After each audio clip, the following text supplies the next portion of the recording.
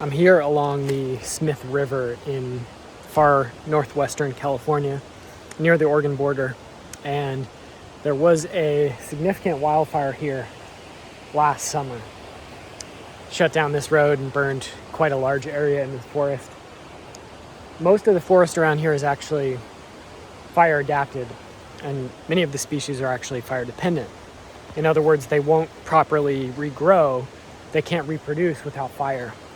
Some of these trees have what are called serotinous cones, which means that the pine cones, which contain the seeds, the babies, the next generation, won't actually open and germinate unless there's fire. So they're literally dependent on fire for survival and propagation. But one of the responses to the fire, one of the follow-ups since the area burned, has been significant post-fire logging throughout the area. Now, some of this is probably necessary, quote unquote, for public safety. If this road is going to be kept open, of course, roads themselves are an assault on the planet's ecology, and in their present form are certainly not sustainable, along with car culture itself. But some of the trees which burned and died were threatening to fall onto the road, or had done so, and probably needed to be removed if the road was going to be kept open. But others were not. There's been aggressive cutting along this corridor, including cutting of many very large trees, which probably didn't need to be cut. They were probably going to remain stable and upright for decades, if not hundreds of years.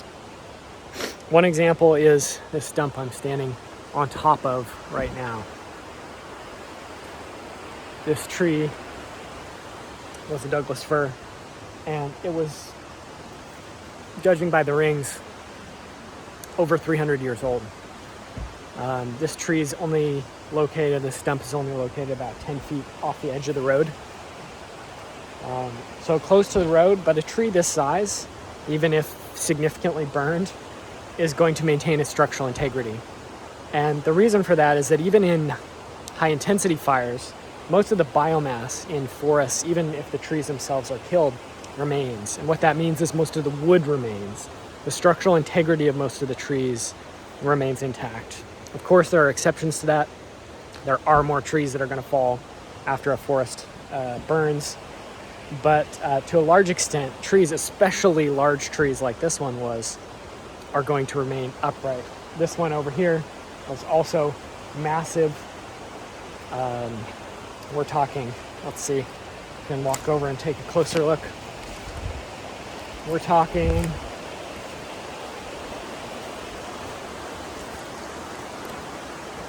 six feet across, and probably also in the realm of maybe more than 300. This one is quite a bit thinner than the other tree, but might have been, judging by the thinness of the rings, might have been closer to 400 years old or more, and right above the river.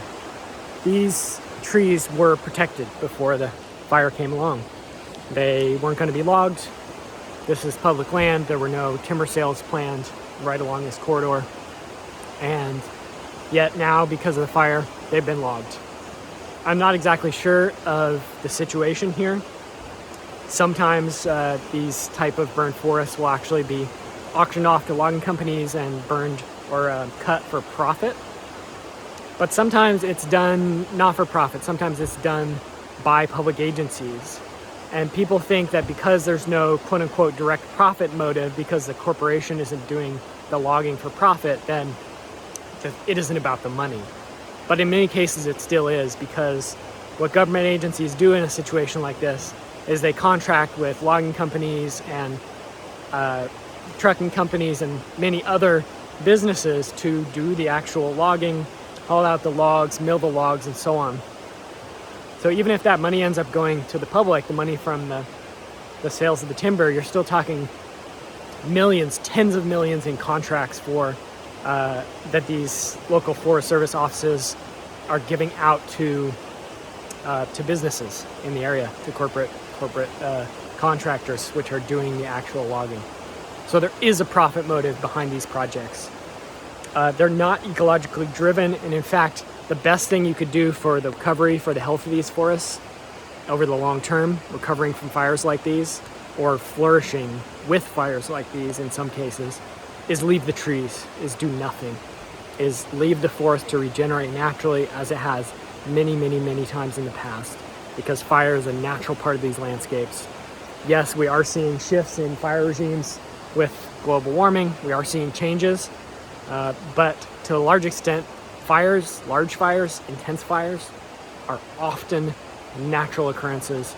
They're not these massive disasters that they're being made out to be. And if you want to learn more about this, I recommend checking out my article on this topic that I published last month. I'll include a link to it in the video so folks can read that and get educated more about these issues. Thank you.